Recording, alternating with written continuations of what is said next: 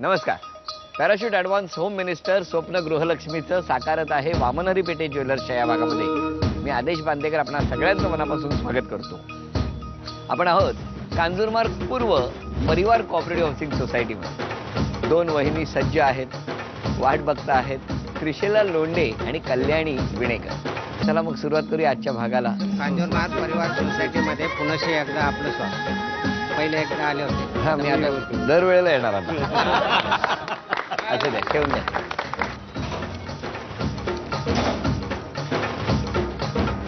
नमस्कार. नाव सांगा. त्रिशला महादेव लोंढे. माहेरचं नाव? त्रिशला आनंद भोसले. माहेर कुठलं? फलटण तालुक्यात टाकळवाडी. या ओळख करून सगळ्यांची. हे माझे मिस्टर. नमस्कार. ह्या माझ्या सासूबाई. नमस्कार. हा माझा मुलगा मैत्रेय. बरं, नमस्कार. ही मुलगी स्वीटी. हा, हा ह्या माझ्या ननंदताई. नमस्कार. हा माझा छोटा भाचा तनुज. बर.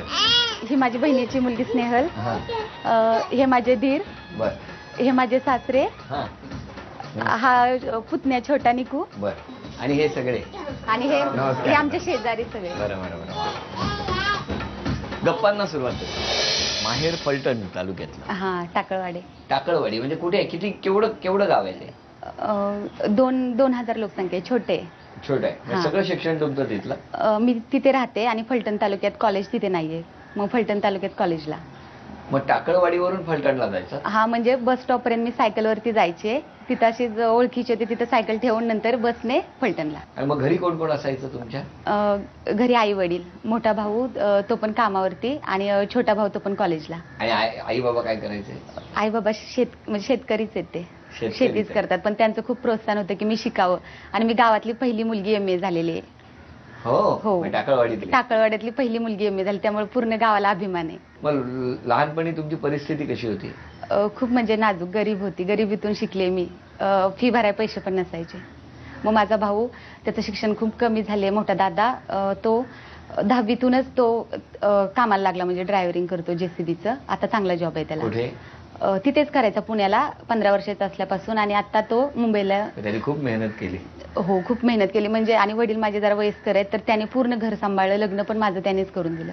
मोठ्या भावाने? हो, 3 वर्षाचा मोठा आहे माझ्यापेक्षा. काय नाव? सचिन भोसले. पण यायचे का भेटायला तुम्हाला घरी? हो, पेमेंट झाले की लगेच यायचं दुसऱ्या दिवशी द्यायला. पगार झाले की लगेच. ते दिवस आठवत आहेत? खूप आठवतात. त्याने खूप केलंय. त्याची आठवण येते? हो, आता तो गुजरातला, येते आठवण. पण आता सगळी परिस्थिती बदलली. हो, खूप छान. म्हणजे माझी अपेक्षा पण नव्हती एवढं मला भेटलं. मिस्टरांची पण खूप साथ आहे. काय करतात ते? ते कस्टम ऑफिसर आहेत. कस्टममध्ये कन्सल्टिंगचं काम करतात. सगळे तुमचे लाड मोठ्या भावाने खूप पुरवले. खूप. मला तो कामाला लागल्यापासून कपडे पण पाहिजे तशी, सँडल, आणि ते पिक्चर बघायला भेटत आहे म्हणून हे आणायचं. ते DVD आणले त्याने घरी, CD प्लेअर. आज आई बाबांना किती आनंद होत असेल? हो, बाई भाऊला खूप आनंद होत असेल. ते आता बघतील तेव्हा. मग आता मिस्टरांना बोलूया? हो हो. बोलवा. मग का? अहो ऋतूचे पप्पा या ना. काय वहिनी, काय म्हणणं आहे तुमचं? चांगले आहेत, स्ट्रिक्ट आहेत, तेवढेच प्रेमळ पण आहेत. वहिनींबद्दल काय सांगणार तुम्ही आता? खूप मनमिळावू आहे. हा. आणि समजूतदार आहे. महत्वाचं म्हणजे समजूतदार आहे. तुमचं लग्न झाल्यानंतर तुम्ही राहायला कुठे होते? इथेच? नाहीये, बहिणीकडे होतो. ताईकडे. किती वर्ष? 2 वर्ष होतो, मला वाटतं 2 वर्ष असेल. हा, मग त्यांचं लग्न झालं होतं तेव्हा? हा, हो, त्यांना त्यांचं मुलं लग्न आहेत झालं होतं. आणि म्हणून मी काय म्हटलं, समजूतदार का, तर हिने एवढी ऍडजस्टमेंट केली ना. सहसा म्हणजे असं लग्न झाल्यानंतर प्रत्येक मुलीची किंवा नवरीची अपेक्षा असतेच ना, की बाबा आपल्याला वेगळं कुठेतरी. आणि मुंबईत ठिकाणी तर असेल तर हे आपलं घर? हा, आपलं घर असावं, थोडंसं वेगळं राहावं असं असतं म्हणजे थोडक्यात. आणि मला तेव्हा आमच्याकडे रूम पण नव्हती. पण एका गोष्टीचा आनंद आहे बघा ना, कसा योगायोग आहे की यांच्याकडे सगळं यांचं भावानी केलं. हा, लहानपणापासून. हो. आणि तुमच्या पाठीशी तुमची बहीण उभी राहिली. खूप हो. खूप. बहीण म्हणजे वडिलासारखी राहिली तरी. वडील आई म्हटलं तरी. माझी तीच होती. खूप मदत केली तिने. कधी विसरूच शकत नाही तुम्ही नाही, बहीण. आम्ही विसरत पण नाही. नाही विसरत. विसरणारच नाही. बर. मग आता वहिनी, प्रश्न विचारले त्यांना तर ते उत्तर देतील घरातली की नाही देणार? एवढं सांगू शकत नाही, कारण घरात नाही तेवढं हे. आता बघूया प्रश्नांची उत्तरं दोघे मिळून कशी देतात. स्वयंपाकघराच्या दरवाजावर एक पोस्टर लावलेलं आहे. कोणी लावलंय ते?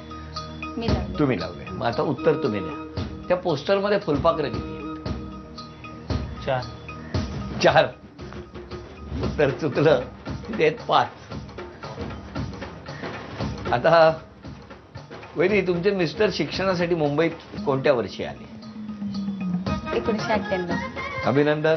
एक उत्तर बरोबर. एक उत्तर बरोबर आलं. बरं, वहिनी TYBA ला तालुक्यातून पहिले आल्या, हां. ते वर्ष कोणतं? 2004. 2004. हां. अभिनंदन. उत्तर बरोबर. कारण मला खात्री आहे तुम्ही ते विसरूच शकणार नाही. पण वहिनी, जेव्हा तुम्ही संपूर्ण तालुक्यातून पहिले आलात तेव्हा लग्न झालं होतं? नाही नाही. नाही झालं. मग तालुक्यात सत्कार वगैरे झाला? हो, नाशिक युनिव्हर्सिटी आहे, तिथे झाला सत्कार, तिथे बोलवलं. बोलवलं. हा, आणि तुमच्या गावामध्ये टाकळीवाडीत हो झाला. सगळ्यांनी भरभरून हो, कौतुक केलं. कौतुक केलं, बोर्ड वगैरे लावला. आणि तेव्हा तरी सुद्धा कार उचला होतात तुम्ही? मग आम्ही बोलत होतो ना फोनवर हे, तर ह्यांना पण बोलवलं होतं, तर मीटिंग होती ना, तर वेळ नाही, तर हे बोलले शुभेच्छा आहेत, जा तू. आणि भाऊ घेऊन गेला मला, पण काय गिफ्ट पण नाही दिलं, काहीच नाही. त्यांच्याच आठवणीत येत नाही गिफ्ट द्यायचं काय. अच्छा, गिफ्ट द्यायचं आठवणीतच येत नाही? एकदाच दिले व्हॅलेंटाईन डेला, परत नाही दिलं. 6 वर्ष झाले लग्नाला. 6 वर्षात एकदाच दिलंय? दिले, पण एकदा तरी दिले. नाही, पण 6 वर्षात 6 द्यायला हरकत नव्हती ना. बरं, आता ती 5 जी ड्यू आहे ती लवकर द्याल ना? जरूर जरूर. आता विचार जरूर करूया. भाऊजींनी सांगितलं म्हटलं करतील. करतील करतील. चला, तर 2 उत्तरं बरोबर आली आहेत. आता एक दोघांना मिळून कोडं घालतो. हां. हा? जगभर फिरे पण कोपऱ्यात बसे, कोण? तुम्ही विचार करा. जगभर फिरे पण कोपऱ्यात बसे, कोण? सांगा. चप्पल. चप्पल. चप्पल. ठाम आहात या उत्तरावर? हो. हे उत्तर चुकलं. अरे बाप. जगभर फिरे पण कोपऱ्यात बसे, पोस्टाचं तिकीट. हो हो हो. त्यामुळे हे बक्षीस गेलं. पण 2 उत्तरं बरोबर आलेली असल्यामुळे चला, हे लक्ष्मी रूपाने 200 रुपये तुमच्याकडे आलेले आहेत. धन्यवाद. चला, सुरुवात झाली. आणि आता चला भेटूया यांच्या कुटुंबात. नमस्कार. मग काय सासूबाई, सुनेबद्दल काय सांगणार? चांगलं आहे. बरं सासूबाई, ते जाऊ द्या आधी. तुम्हाला मोटरसायकलवर बसायला आवडतं की नाही सांगा? हा? आवडतं. मग मोटरसायकल कशी चालवलेली आवडते? जोरात. एक मिनिट थांबा. आणि कोणी समजा तुमच्या पुढे गेलं तर काय म्हणता मग? आपली गाडी पुढे जा. असं सांगता. आणि मग ह्याला कसं सांगता ते पुढे गेलेत ते? काय दिसतंय ना पुढे गेलेली गाडी. नाही, पण तुमच्या भाषेत सांगायचं झालं तर कसं सांगता त्यांना? ओ पळवा. आपली गाडी जोरात पळवा. पळवा. मग हे काय पळवतात का स्वतः गाडीवरून उतरतात? गाडी पळतात ना? पळवतात. पळवतात. आणि ते टोणगा कोणाला म्हणता मग तुम्ही? रस्त्यावरती जाणाऱ्यांना, पुढे जाणाऱ्यांना काय म्हणता? पुढे चाललाय तर आपली पळवा. ठोंब्या. ठोंब्या. हा, सांगितलं. गाडी चालवणारी. वा. दुसरी कोण पुढे गेलं की म्हणजे ह्यांना पुढे म्हणतात जाणारे. का? पुढे ते बघा, तो ठोंब्या गेला पुढे. आपले जाऊ दे पुढे. मग तुम्ही पण गाडी जोरात चालवता? त्याला काय चला, या निमित्ताने सगळ्यांशी गप्पा मारलेल्या आहेत. आता वहिनी अभिनय करणार आणि वहिनींच्या मनातलं वाक्य तुम्ही ओळखता का ते आपल्याला बघायचे सगळे.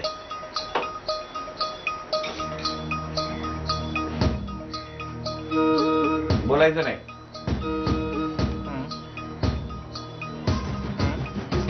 बोला.